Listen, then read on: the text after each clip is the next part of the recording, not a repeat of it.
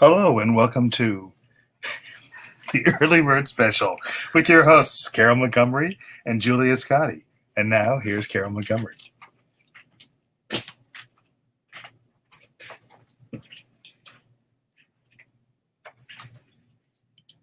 Hey, everybody. That was my lovely husband. He only knows the title of the show, right? How many times has he done this show? And he forgot it today. So that's where we are in the quarantine, ladies and gentlemen. We're just forgetting everything. We are almost at a year. Since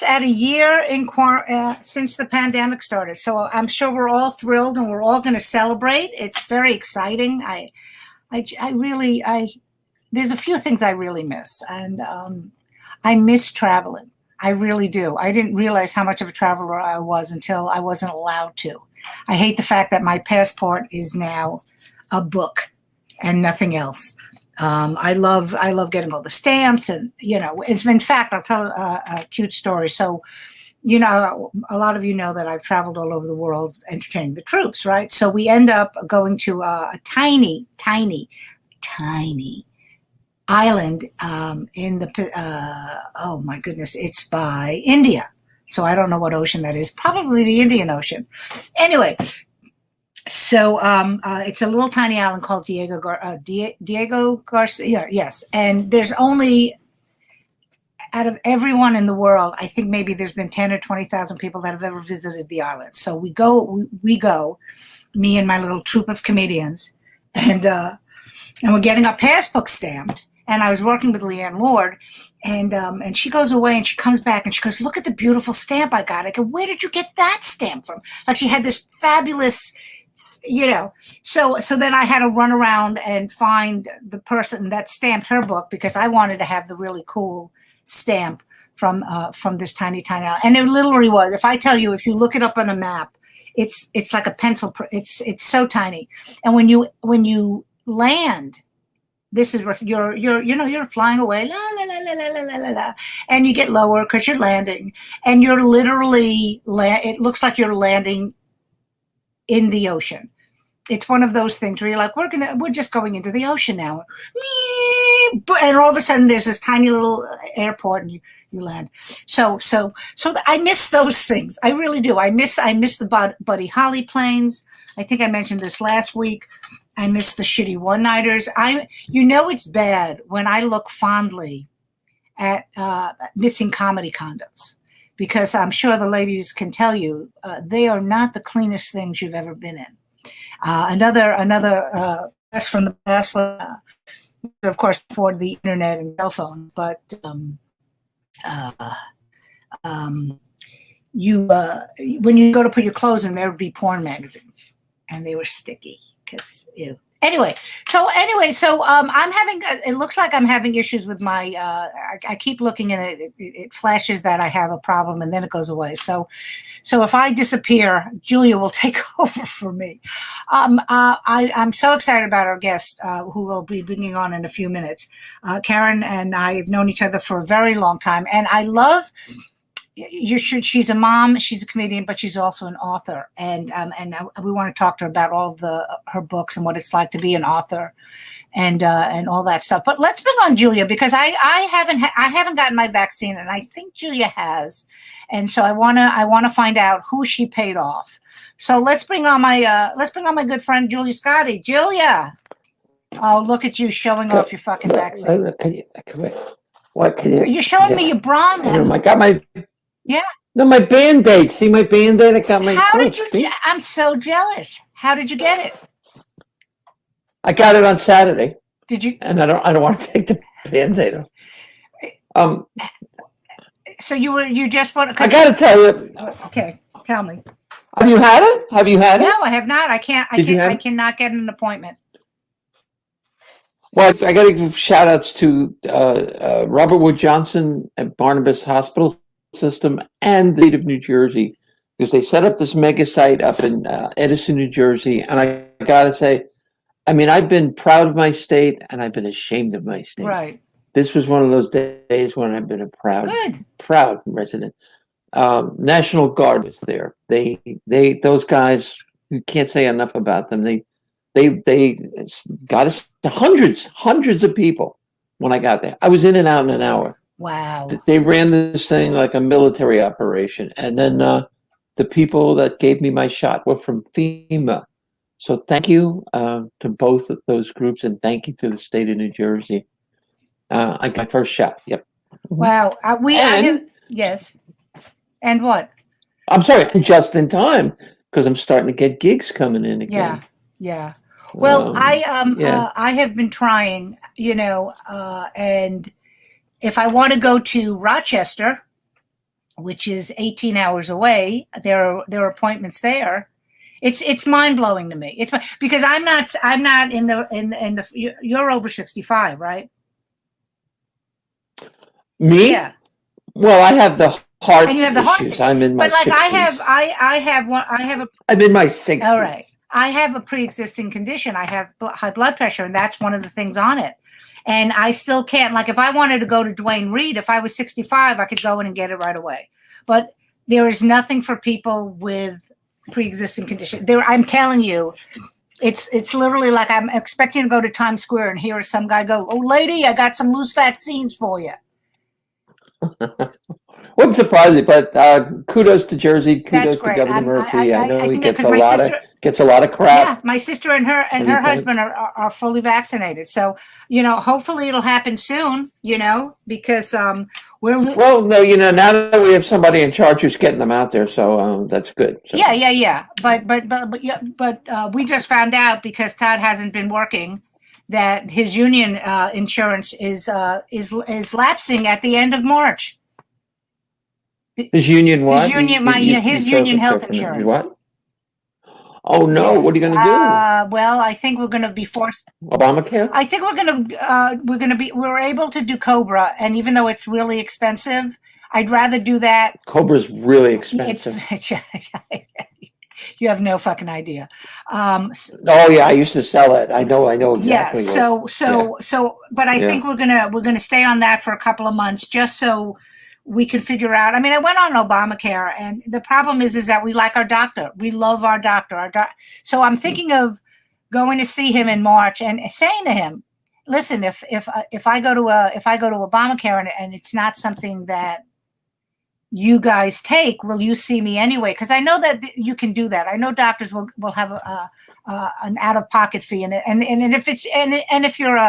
if you're a patient that's been with them, they usually don't charge you $400. Maybe it'll be $100 or something. Yeah, everybody's being pretty good about this whole thing. Yeah. But anyway, yeah. But I'm going to Utah to tape Dry Bar Comedy. Wow! When are you doing that? Doing the drive. Yeah, I'm going in April. Wow! Just found out the other day, and congratulations. we were supposed to go to Detroit. Thank you. We're supposed to go to Detroit the week after, but for a Pride Festival, but that got bumped back. So sorry about that, Detroit. That's great. So I'm glad you. I mean, I haven't really been pursuing I'm getting little nibbles here and there, mostly for the women of a certain age. But I guess I should get off my ass and try to get myself some work. Be nice. Well, I mean, it's for the exposure too. I mean, it's a great. Apparently, a lot of my friends have done. A lot of our friends have done it. They, they really have. I've heard mixed things, so I'm going to. I'm going to. I've heard mixed things, so I'm not going to get into the whole what I've heard. Some people love it, some people hate it. You know what I mean? So yeah. But it's still a great thing, and hey, you know what? It's another way to get out there and get you on the road. So. And we got something coming up on Sunday too. We're doing. Oh, we do. Yes, we're doing a reading of Julia's play Love and Shade, which is funny and charming and poignant. I'm going to leave it at that because I don't want to tell people. But every time I read the ending, I get very upset. So speaking of writing, this is a perfect way to bring Karen in, because Karen has actually published. Sure. She's actually published novels. She actually has novels for sale. Following Polly. Novels. Was her first novel, and then Perfect is Overrated. And I'm dying to find out what that what that takes, because I'm jealous of you because you actually wrote a play. I'm jealous of because you wrote a fucking book. I'm just sitting here with my thumb on my ass trying to figure out how to fucking work the computer. So let's bring her on. Let's bring on Karen Bergreen. Yay! Yay! How I are want to you? hear more about the passport stamp. I want to go to that little island. It's Was an it amazing. great? Was it great? Were the people nice? Was it like? It's actually British territory, Mhm. and it's a military base, and so it's mostly military. But I mean, you're talking about you literally walk out of your base, you walk out of your room, and you're by the water because it's this big. Wow. Hold on, this big. Hold on, there we are. Were the accommodations okay? No, they were barracks. Right. There's no. I'm picturing a sleeping bag on the water. What's funny is there's no hotels. This is strictly a military base. That's where they keep all the bombs. Right. Good. Yeah. That makes it So less beautiful, I guess. It's also where they track a lot of the spacecraft when they're going. Isn't there a tracking on Diego Garcia too? Like I'm gonna go. I was gonna do that in the beginning while you were talking, but I was scared. I'm nervous sometimes. I was gonna cut myself up. Like I was dying to look it up. I'm like,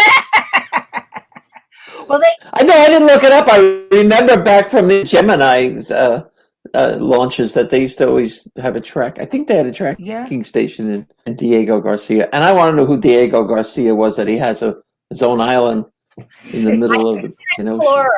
It sounds like I feel like all those Spanish people like had such exploration around that time, like around, and they named everything after themselves.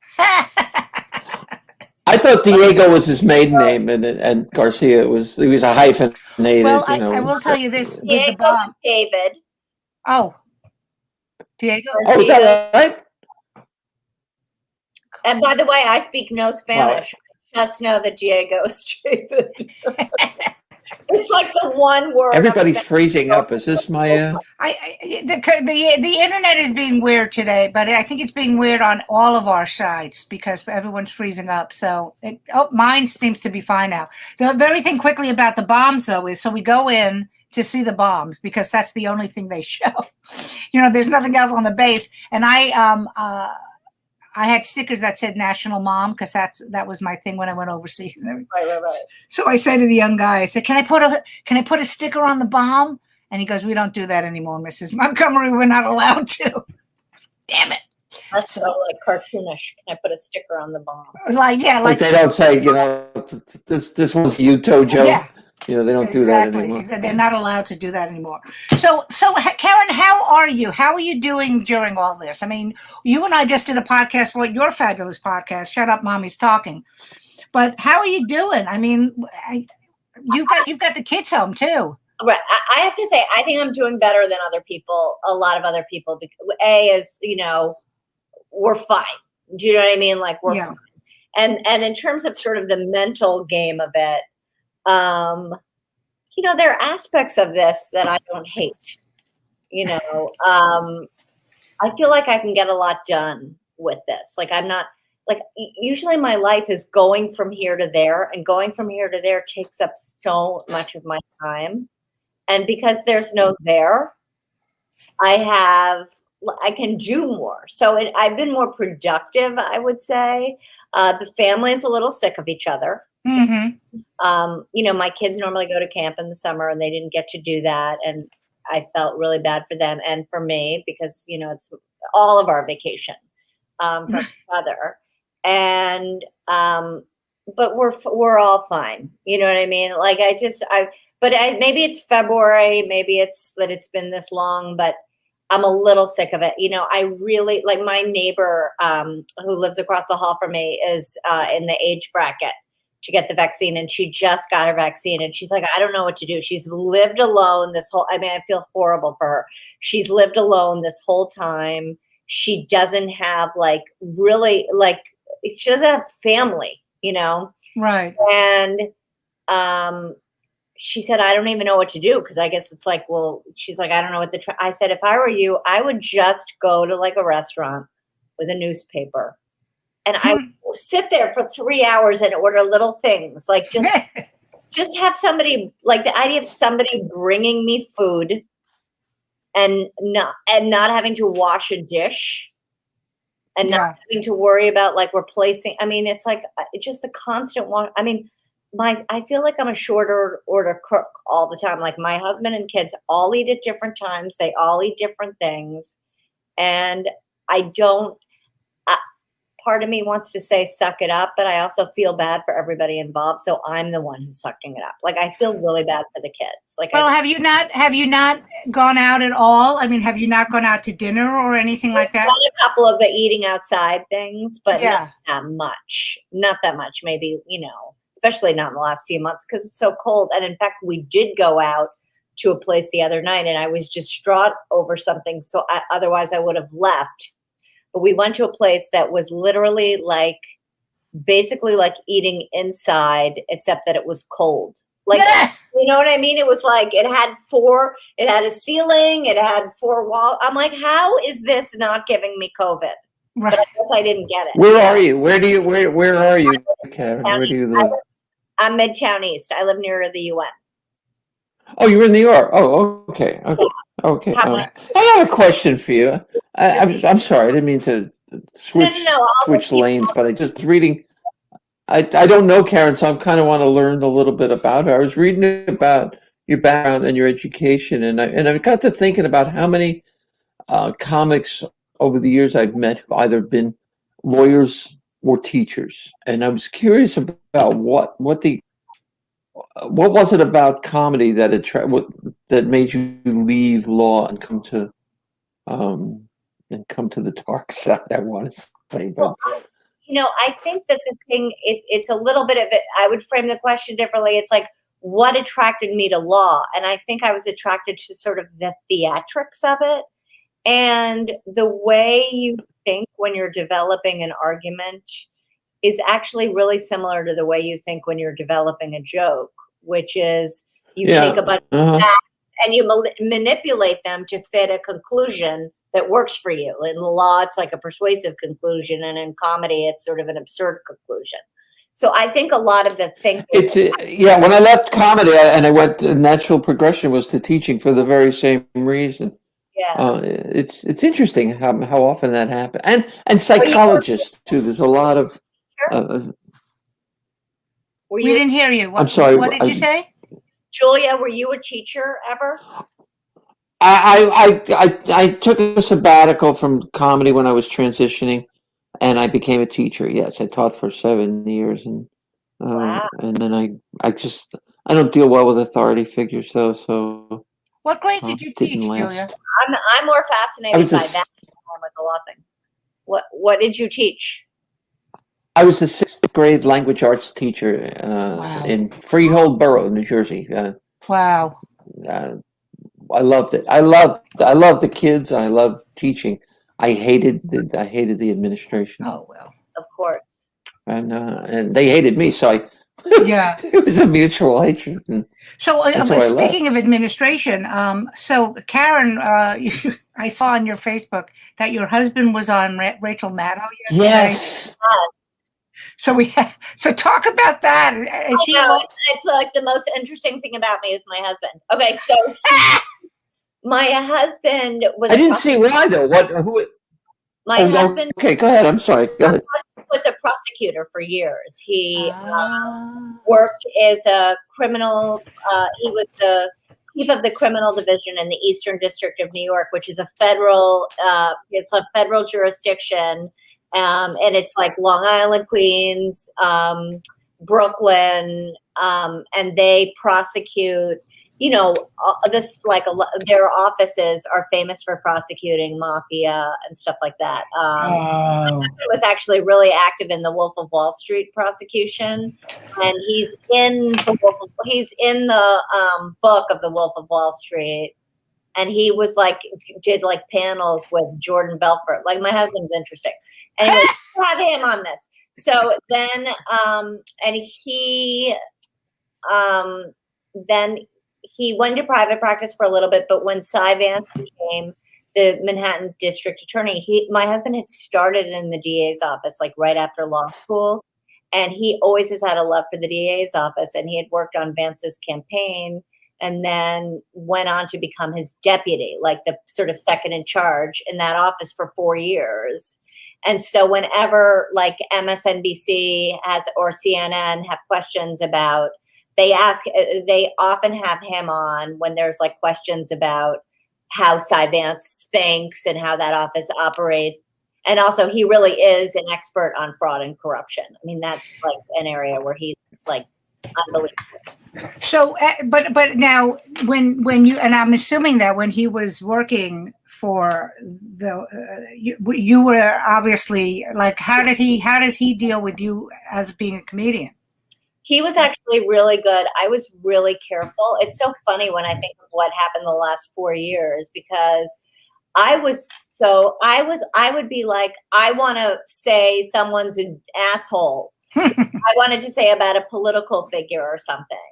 And my husband was always like, you can't say. So if you look at my Facebook feed until I think he quit in 2014. If you look at my Facebook feed before 2014, you would think I've never opened a newspaper. I am somebody who gets frustrated with the political system and stuff. And I just didn't say anything that would kind of compromise him. And the same thing with my jokes. Like I was the rule in my house was like, just assume that even though nobody knows who I am, there's like, what if for some reason the New York Post is bored and, ooh, what happened? Did I lose you guys? No, we're here. Okay, so for some reason, No. I don't see you. Oh, Your face is freezing, but your audio is fine. Yeah. Anyway, so hopefully it'll come back. How do I do that? Anything? It just disappeared. Yeah, but we can see you and we can hear you. Okay, so I'll just pretend I can see you. So, so I would just, everything I said was said with the idea, is this going to embarrass him? Wow. And, that was just like one of the things that you do when you are married to somebody, like you make it that kind of compromise, Right. So now I know you took, because I've seen you perform. Now you do talk about the politics and stuff, which is great because it's always good to have another voice of reason. Are we still dark on you? Yeah, I'm looking in my thing. Hold on. It's so weird. Okay, hold on. Yeah. Well, this is a whole new thing for us. Yeah, I feel like it's because I'm stupid. Like I'm quitting certain things and seeing if it will. No. Carol's video is freezing up too. I don't know if mine is with you guys, but yeah, it's got. So we see you, and we hear you. Yeah. So it is. My phone rang, and maybe this. Are you on your phone? There it is. Oh. The phone, I think, but the phone maybe activated it to switch, because I think the phone is sometimes it's set when I'm on the computer, it tells me the phone is on. I know I sound like I'm 100. Okay, so. No, but you know what's so funny about that is that we don't, the computer, how they always say computers are spying on us? They're fucking spying on us. Because there's something going on. There's something going on. Because when I, at the beginning of the show, when I was talking about losing insurance, now there was nothing on my computer about that, but Todd and I were talking about what we have to do. And do you know that on both computers, shit came up about health insurance? And we were like, there's no, somebody told me once they were like thinking about something and then the thing came up. That freaks me the fuck out. So, what was I got? So my husband, now on the other side about him, like if you meet my husband in a work environment, he's very serious, even though he's a funny, goofy guy. But people, when I met him, when I first started dating him, and even now, people who have never met me, and then they meet me, they're like, how is that guy married to you? Because I'm such a goofball. But so, he is. Well, I'm sorry. I didn't mean to jump in. Go ahead. Oh, yeah, talk. I just keep talking. No, your book is about a murder, and how much was he must have been a good resource to have Well, for research. no, he did tell me like a couple of times he would say, like, if I needed to know how like an investigation would go down, like what would be a realistic thing that a police officer would say? What would a realistic, could this happen? Could I do this without, like in Following Polly, for example, in the very beginning of the story, Alice is in the police station and she sneaks out. She's not under arrest, but she's there for questioning and she just sort of sneaks out. And I said, is that possible? He's like, very unlikely, but possible. So By the way, you should hold up the book while you're talking about it. I know, but I didn't think, no, because I wrote it so long ago, I don't even know where I have one. Anyway. What were you? What did you? Right near me. Hold on, I have one. What were you saying, Julia, about the? That's so smart, Julia. I see it. There it is. Well, yes. And where is that available? That book. So how is it? I mean, are they selling well? Are you like they're done now. I mean, they sold fine like when back in the day, and but usually books, unless they're sort of runaway bestsellers, like they sort of are of the moment. Actually though, I have a screenplay for Following Polly because I did have a couple of options on it, and I ended up writing a screenplay. And it is. The story is actually coming into trend. The kind of story that it is coming into trend on Netflix. So I am trying to see if I can get some interest there because I do have like representation for that. And, right. And I've had. So talk about that for a second. Explain what that means, coming into trend, because we have people who are civilians. Oh, okay. So when you write a book. There's two ways to publish a book. There's a self-publishing, which I think is really hard if you're writing fiction. I wouldn't necessarily recommend it, although some people are able to promote it well and do a fine job. And then there's going through a publisher. And when your book is like, so it's about a year from when the publisher signs the contract to when it gets published, because they have to edit it and send it to print and all that stuff. During that time, often that your agent, most people have a book agent when they are selling it to a publisher.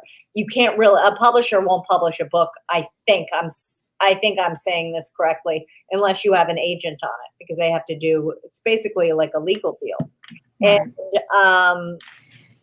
And during that time, like my agent shopped both of my books. I mean, both of my books are very conducive to movies or television because they're very action. They have a lot of action and they're character driven.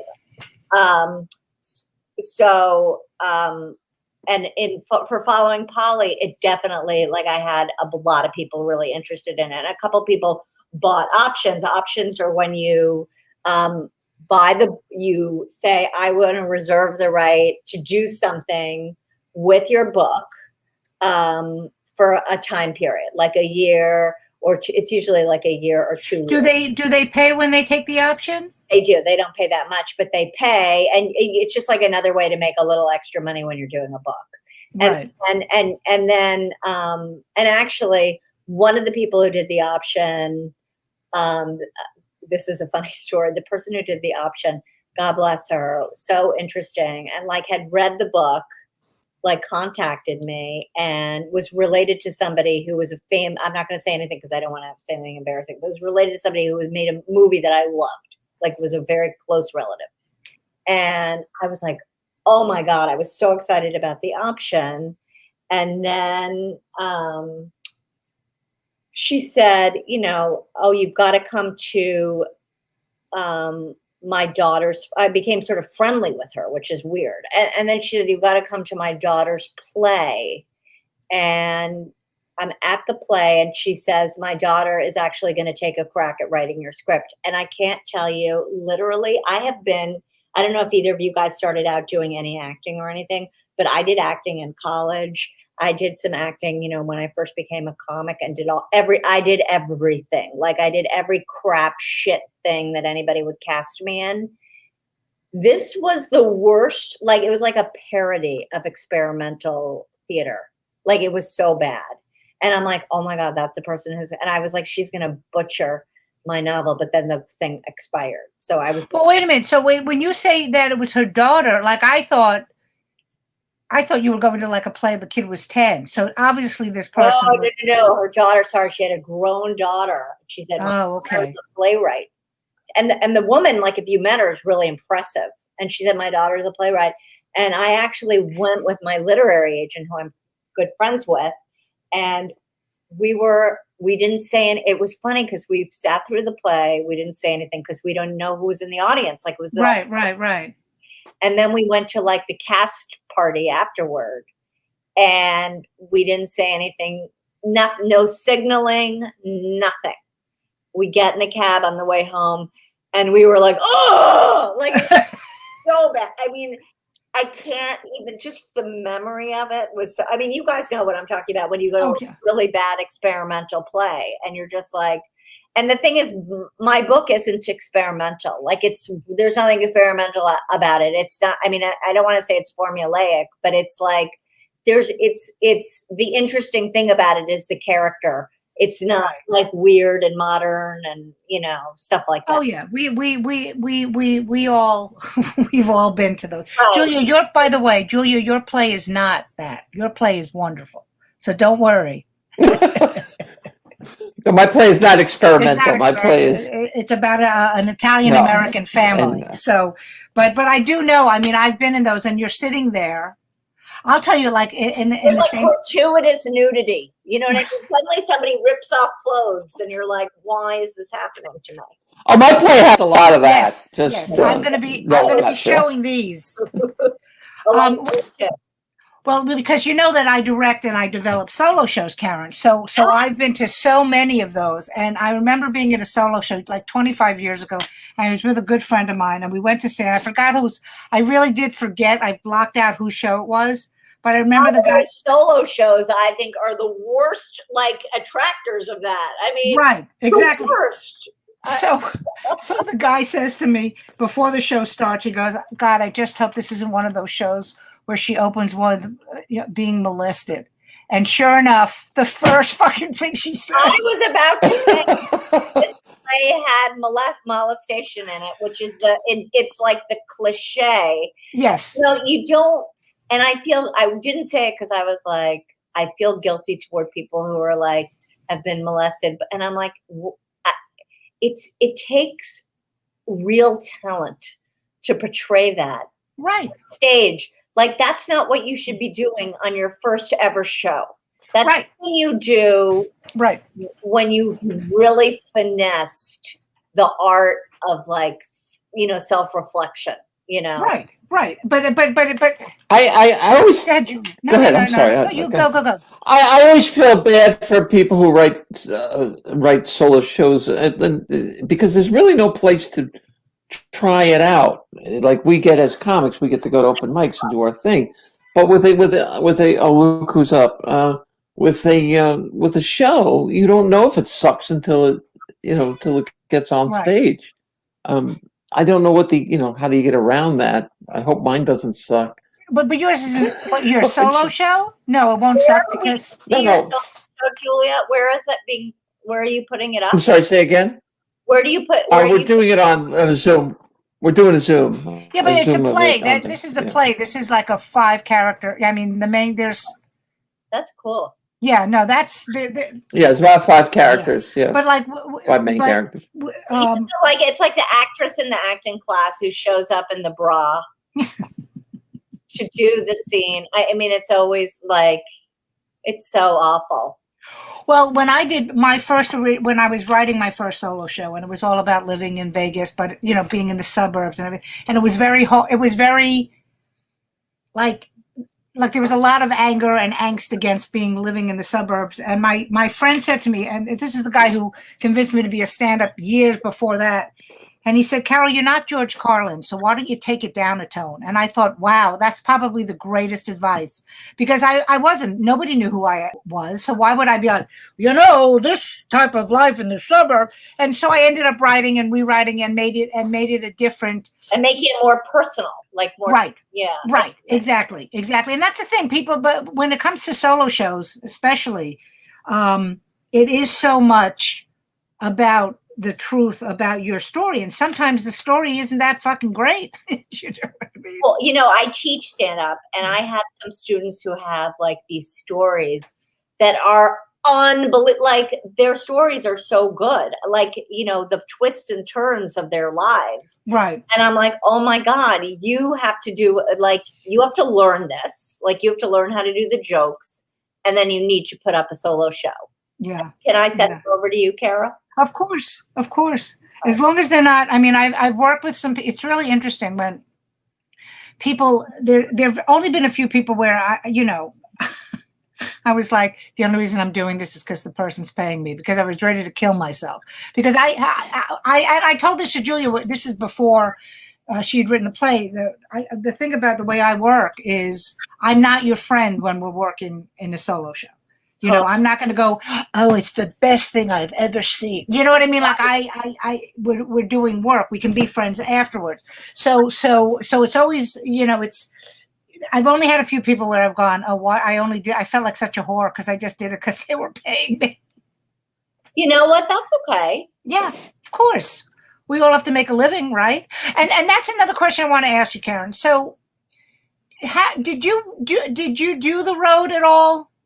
I had sort of a weird trajectory. So when I started doing stand-up, I got representation pretty quickly because I was a woman wearing glasses. And honestly, and so I booked a bunch of commercials early on. So I didn't really need to go do all that road stuff. And I wanted to, but I got some, some stuff, but it was mostly like tri-state area, that kind of thing. Like I didn't do go all over the country, or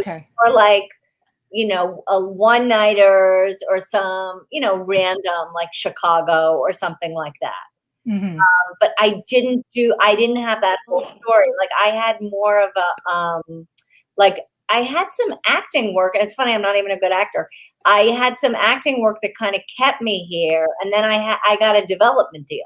Wow. So I wasn't as dependent on that money from the road, but I wanted the work. So I did, it's almost like I did what the kids are doing now. Like I did every open mic, every bar show. I wheedled my way onto shows. Was your intention though to be a stand-up? Was that your ultimate goal, or was it just sort of a stepping stone to where you wanted to be? It was to be a stand-up, but I wanted that with other things. Like I was kind of happy doing a bunch of different. I would do if somebody had said to me, do you want to go on the road this weekend? I would have gone in a heartbeat. I never said no to anything. It's just that I didn't seek that path out. So I would get those gigs. I did some colleges, you know what I mean? I did anything I said yes to everything. And then though, when I had kids, I couldn't do any of that stuff because my husband was so his job, which we talked about, was so time intensive. And so I was home with the kids all the time, and I had to cut back on everything.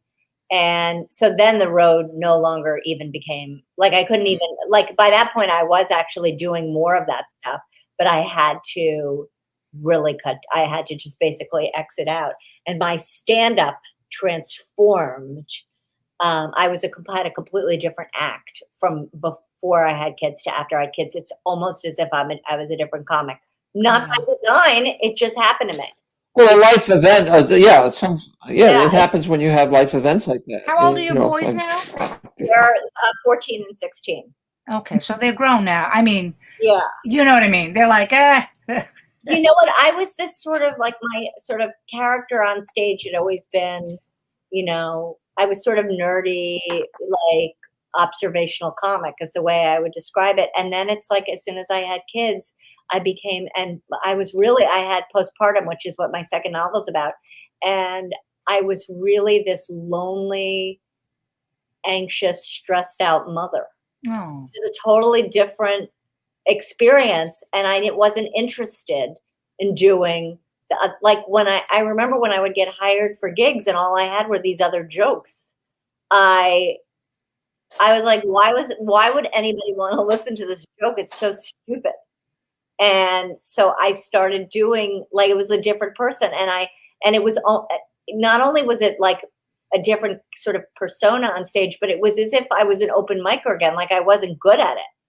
And I remember being on a show, like I would just sort of whine about my kids. Like I didn't really have it down. And I remember once being on a show that somebody like had to last minute cancel, and it was pretty good money. And it was like I do a lot of like fundraiser shows. That's like a lot of my business. So, my stuff is relatively clean. So, I go to this show, and it's basically me complaining about my kids. And I had not really been doing that much on stage. And this is such a horrible story. And I'm just reliving it. I can't believe I'm like telling you guys. But, I was kind of lost and whatever. And I didn't know what the organization was. Very last minute. Somebody came and picked me up in a car. I went to a country club. And I get there, and it's literally a fundraiser for cystic fibrosis. And it's not like a fundraiser for cystic fibrosis where it's like somebody like is just rich and on a committee. It's literally families of children Oh, with Jesus. cystic fibrosis. Like that's the audience, right? And and they do a whole. Now I've learned over the years, like, find out when you're going on. So, like, are they going to do a sob story? Well, they did a sob story, and they had literally like the kid getting up. It was like a huge video screen, like a movie screen in a huge room. It was a huge event, and the kid is like, Oh no! I'm gonna die. Like he's got a half a lung, and he's like, Oh God! like the audience is crying, and literally I couldn't even do crowd work at this thing because it was like loud, and they're having like the auction. You know what I mean? Those, right? And why do they do that though? Right before? also, I was so the wrong comic for the event. I mean, now There's no right comic for a situation like that. There's no right comic for. Yeah, I would be able to. With the being more experienced, I would be fine now. But then, and with my own lack of confidence because of like where I was in my head, and this, I just felt so horrible. And then I just sounded. The audience was literally just looking at me like, "Who are you?" That horrible feeling of, "Oh my God, kill me." How long did you have to do? How long? Think I had to do like a half an hour. Or 40 Oh God! I think I got off early. I didn't get it. really put it out of my head, and then, but they had the car. Like I ran, the car was waiting, and I ran out. Like I didn't, Wow. sit around and have cake. So Yeah, they hurt you before they come after. Before they light the torches and running out after you. Wow. I mean, what's so great is that we always talk about a horrible experience, and we didn't even have to ask you. That was great. But I agree with Julia. I don't understand because I think actually, I don't know if you were on that show with me or not, but there was a show where, and I know Maureen Langan was on it. I think you might have been on it, but it was one of those fundraiser shows, and the woman they decided to do the auction before bringing on the comedians. And it was literally 100 presents, like 100 gifts. So they told us they wanted us there early. So we were there at 6. We didn't go on till 9. And the coffee wears off. You know what I'm saying? Like, Yeah. and I'm thinking about the train home. Right. I mean, kids up for school, Yeah. like all that. These are the advantages of the quarantine. Like, there's like none of the shows. I had one of those. What happened? I did a retirement home, or not a retirement home, but one on over 55 community, and it was like really old people. And, Right, I mean, like- older than me. Somebody's going to die. Yeah, and yeah, and they had this band, and the guy was like a loungy singer, but he looked like Kato Kalin. I mean, he had that kind of easy look about him. And I'm just about 5 minutes to go up, and the host, who's the social director, he walks up very solemnly, and he's got the mic, and he's like, "Ladies and gentlemen, many of you know Mrs. Teitelbaum. Oh God. We just got word that she died about an hour ago," and you hear all the room just go, "Oh, let's, please keep her in your thoughts tonight as you're eating your food." And he goes on about Mrs. Teitelbaum, and now the comedy stylings. It's like, I just stood there like a deer with the headlights in my eyes. Like, what am I just said, I didn't know Mrs. Baum, but I'm sorry she's gone. I wish she could have held on until my show was over. I would have been like, okay, everybody, let's rag on Mrs. Teitelbaum. Yeah. Oh my God, the rumors, they were very, very not happy with me. Yeah, because we all have that. Yeah, they've all had We've those. all had, but ladies, Yeah. I hate to say this, but we're winding up. We've been.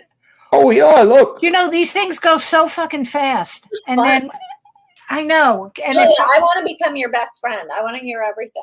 I really want to hear about the 7 year. Is your show about the 7 years when you were transitioning? Because I think that's so interesting. oh, absolutely. Well, we'll talk on the phone if you want. yeah. Well, when we She's breaking up. I couldn't hear what she said. Karen, can you repeat what you said? I just said I think that's fascinating. Yeah. Oh, thank you. When And all that crap. You can see. You can see the movie. The movie on my life is out, so you can see that. Oh, it is? Hold on. You mean this? Yes, You mean this movie? that's the name of the movie right there. Funny that way. Movie. You'll see. How do I do it? Just look it up I'm on sorry? Google, and it'll It's going to be at the Athena Film Festival coming up March 8th, I think, is when the festival starts. And you can go on there and get tickets. Athena, like the goddess. It's No, it's a documentary, Karen. It's really wonderful and great, and hopefully I will get Julia after we do the play to write the solo show, so we can get that. That would be nice. All right. Right. What? I said Oh. That I eventually I want you to sit down. We're going to write your solo show. Oh yeah, absolutely. But first, I've got other things. I don't know what. All right, she's plugging that. I don't know what I want to do. I don't know what I want to do. Karen, do you want to plug your books again? Well, you can just look me up, Karen. I mean, you can't see it because of the green screen, but that's Following Polly and Perfect is Overrated. You can get them on Amazon and Barnes and Noble, and I think the library. They're on Kindle and hardcover, paperback. No audio because it was a little bit like it was before they did. But audio. if you want audio, you want to multitask. Yeah, she just my book while listening to Julia's. while listening to my scene. Karen, thank you so much. This was so great. I hope to see you in the park. No, you look so good. It annoys me. Okay. No, it's my ring light. It's my ring light. It's my ring light and makeup. It was so nice to meet you too, Karen. It really Yeah, and was Karen nice and I meeting did a you. bunch of shows over the summertime in the park. So hopefully, Yeah, that's fine. And hopefully I'll see you in the park and inside a club at some point. let's hope everybody, everybody out there in internet land, wear a mask, social distance. We'll see you next week. Thanks, Ciao. ladies. Bye. Bye. Bye.